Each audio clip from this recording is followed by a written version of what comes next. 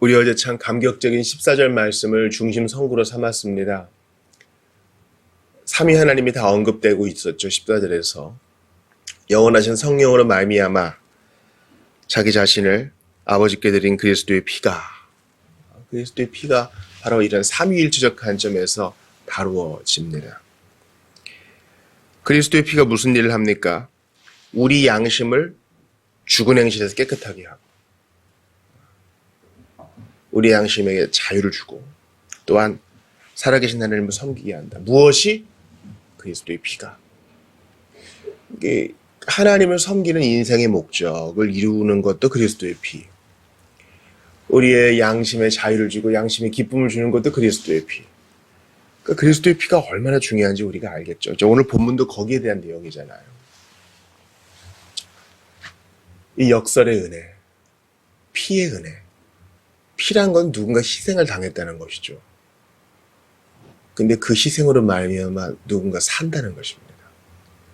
희생을 당하는 쪽에서는 고통이요 슬픔이요 낙막이고 끊어짐이고 좌절이겠으나 그 공효를 받는 측에 있어서는 은혜요 기쁨이요 수혜인 것입니다. 여러분 성경에는요 죽음, 십자가 이 표현보다요 피란 말이 더 많이 나와요. 피.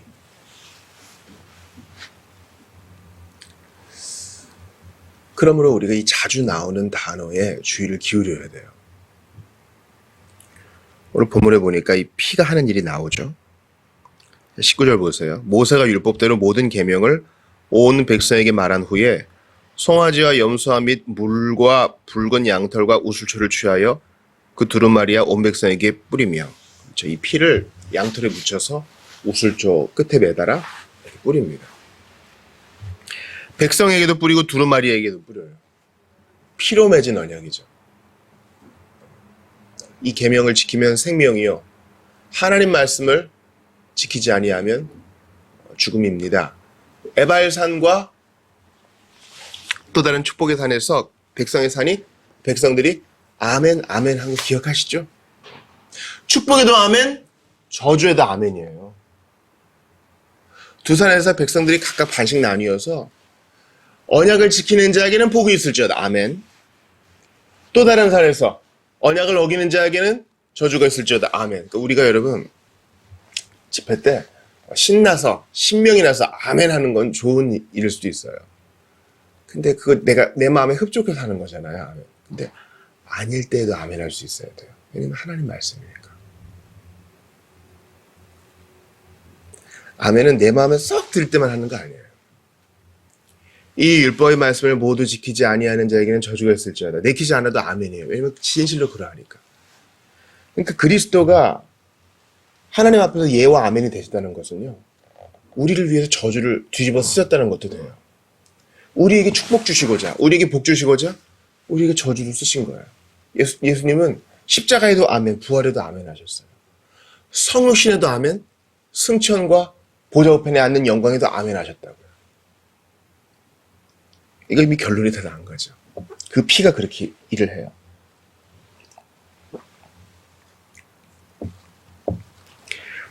(21절) 보세요. 또한 이와 같이 피를 장막과 섬기는 일에 쓰는 모든 그릇에 뿌렸느니라. 이 피는 언약을 비준할 때도 쓰였고 또 각종 성구들을 거룩하게 구별하는 데도 쓰였습니다. 그러니까 이런 거죠. 이 피는 주님을 처음 만났을 때 하나님의 백성이 됐을 때도 쓰였고 또 주님의 백성으로서 쓰임받고 살아갈 때도 이 피가 필요한 거예요. 장막, 성막과 성전을 보세요. 피를 한 번 흘리는 게 아니죠. 예배할 때마다 흘리잖아요. 그러니까 저는 참 여기 놀라운 적용이 있다고 봐요. 다시 어제 14절로 볼까요? 14절에 보면 그리스도의 피가 우리의 양심을 깨끗하게 한다. 한 번 깨끗하게 하는 게 아니라 신자의 일생 내내 깨끗하게 하는 거예요. 처음 믿을 때도 깨끗하게 해주시죠. 생애적 만남이니까, 회심의 은혜니까 우리의 양심을 깨끗하게 할 때 우리가 큰 감격 받죠. 그러나 성화의 은혜라고 신자가 살아가면서 계속 이 양심의 깨끗함을 얻는 은혜를 받으니 바로 그리스도의 피로 말미암아 얻습니다. 또한 주님을 섬기는 게 인생의 목적이라 그랬죠. 주님이 바로 하늘로 안 데려가시고 우리를 이 땅에 남겨놓으세요. 그때 이 땅에 남아서 우리가 뭐 해야 돼요? 주님을 섬기는 거죠. 살아계신 하나님을 섬기고 예배하는 것이 우리 인생의 목적이에요. 그걸 뭐가 가능하게 한다고요? 그리스도의 피가. 그러니까 구약에 나타난 그 수많은 피들이 바로 이걸 말하는 거구나.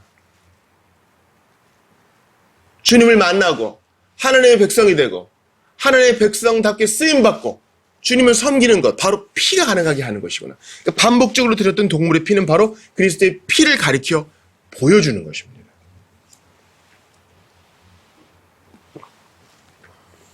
그 피를 누가 흘리셨다고요? 예수님이 흘리셨다고요. 우리 복음주의자들이 아주 좋아하는 22절 보세요. 율법을 따라 거의 모든 물건이 피로서 정결하게 되나니, 거의 모든 물건이 피 흘림이 없으니 사함이 없느니라. 죄사함을 위해서는 피가 필요하다는 거예요. 그래야 거룩하게 쓰이기도 하고 하나님과의 관계도 회복되고 그런 겁니다. 그러니까 예수님의 피는요, 우리의 회심에도 우리의 성화에도 절대적으로 중요해요. 이걸 이렇게 돌이켜 말할 수 있겠어요. 신자라고 하면서 예수님의 피에 대해서 묵상하지 않고 그 피의 의미에 대해 공부하지 않고 제대로 이해하지 못하는 자는요, 제대로 된 신앙생활을 안 하고 있는 거예요. 제가 지금 새벽이니까 좀 강하게 말씀드린다 생각하실 수 있는데 아니에요. 이거 정말 진지하게 받아들이셔야 돼요. 요즘은 내가 복음의 시대거든요. 나의 쓰라림, 나의 고통, 나의 상처, 나의 어린 시절의 아픔, 여기에 너무 집중돼 있어요. 이거 되게 위험한 일이에요. 맞아요. 그게 시작이 될 수는 있겠죠. 내가 어렸을 때 부모에게 받을 사랑을 못 받았어. 내가 어릴 때 이런 트라우마가 있었어. 지금 공황장애가 있어가지고 숨이 잘 안 쉬어져요. 요즘 뭐 힘든 세대라 그러고 물가는 오르고 내가 힘들어요. 이 복음의 중심에 어느덧 내가 수복이 됐어요. 그래서 심리학적인 접근이 어느새 눈에 띄게 증가하고 있어요. 특히 예배의 영역에서 그렇습니다. 저는 이거 그렇게 좋은 현상으로 보진 않아요. 심리학도 하나의 사이언스야, 지식으로서 하나님의 것이죠. 그러나 인간 중심의 복음은 여전히 위험한 것입니다. 우리는 피의 복음이 필요해요. 나는 주님께 나의 문제를 가지고 갔으나 주님은 피를 제시하세요. 나는 나의 고통을 가지고 죽게 갔으나 주님은 피를 뿌려주세요. 우리가 관수하잖아요. 세례 때 관수하는 이유는 이 사람은 그리스도의 피를 시선받은 사람이요, 그리스도를 섬기기 위해 지금 구별됐다는 것을 의미하는 거예요.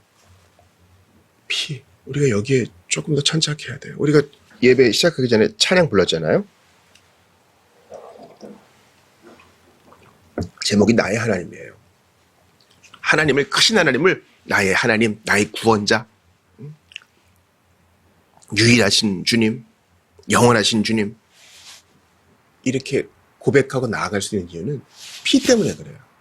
예수 그리스도의 피 때문에 그렇습니다. 예수 그리스도의 피를 새 언약의 중보자 대신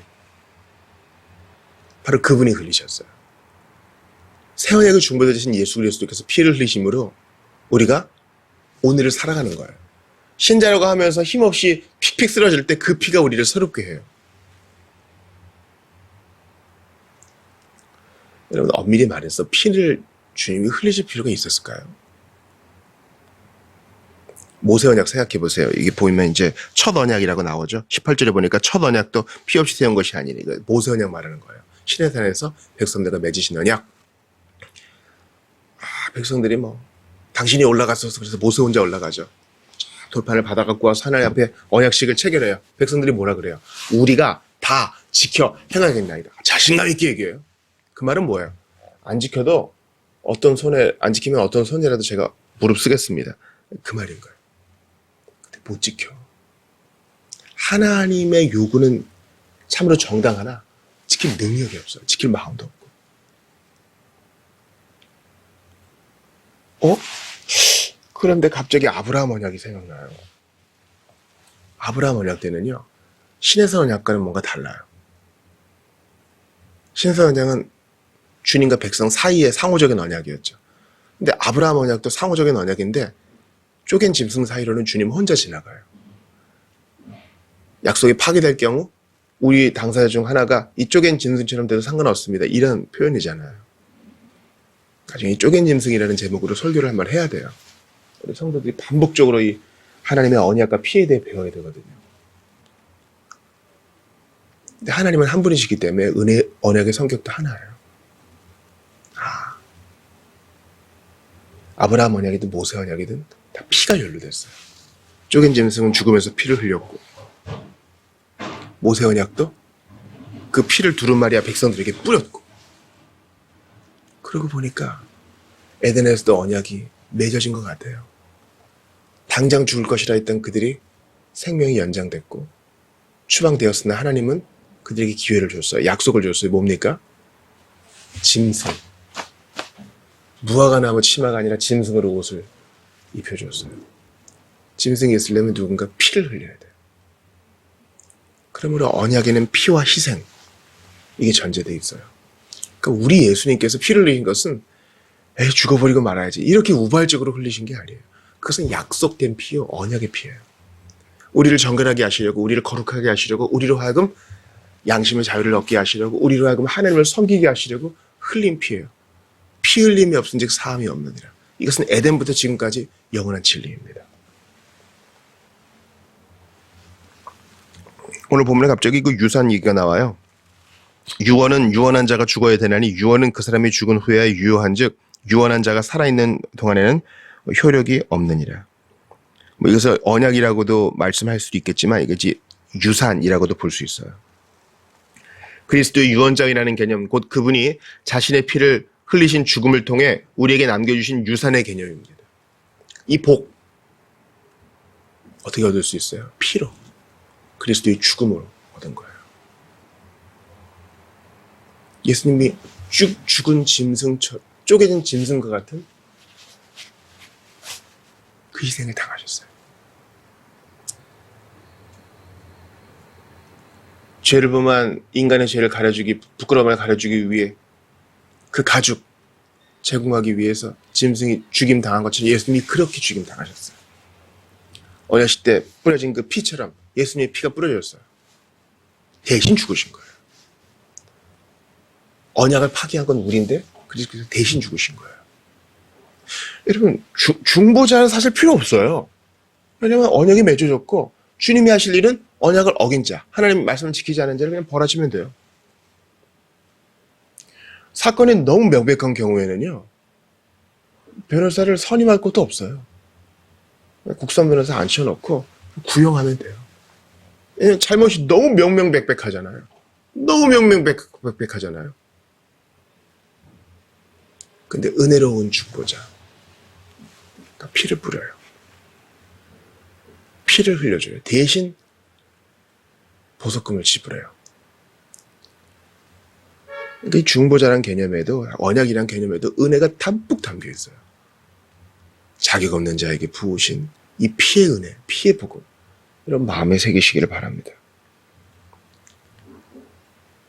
유산은 획득하는 것이 아니라 사랑하는 증여자가 값없이 주는 선물입니다. 어떻게 받아요? 그 피 때문에, 그 피를 믿음으로. 이제 오늘 화요일인데요. 우리 일상이 좀 적응될 만한 시기예요. 바로 이럴 때 정신을 똑바로 차려서 십자가의 그 붉은 부위를 생각하세요. 아, 목사님, 그 피 비린내 나는 것 얘기도 하지 마세요. 저 그런 트라우마 있어요. 인간의 궁핍과 필요 속에서 하나님의 자비하고 관대한 부르심을 듣기 원하십니까? 그 피를 묵상하세요. 무슨 잔인함과 무슨 기괴한 거 생각하는 뜻이 아니잖아요. 그리스도의 희생과 죽음으로 말미암아 우리가 언약의 수혜자가 되었다는 사실은요, 보통 복음이 아니에요. 나의 복음이 아니라, 내가 복음이 아니라 피의 복음. 그것 때문에 깨끗한 양심을 가지고 살아계신 하나님을 섬겨 더욱더 주님 기뻐하시는 삶을 살아내는 여러분들 다 되시기를 주의 이름으로 축원합니다.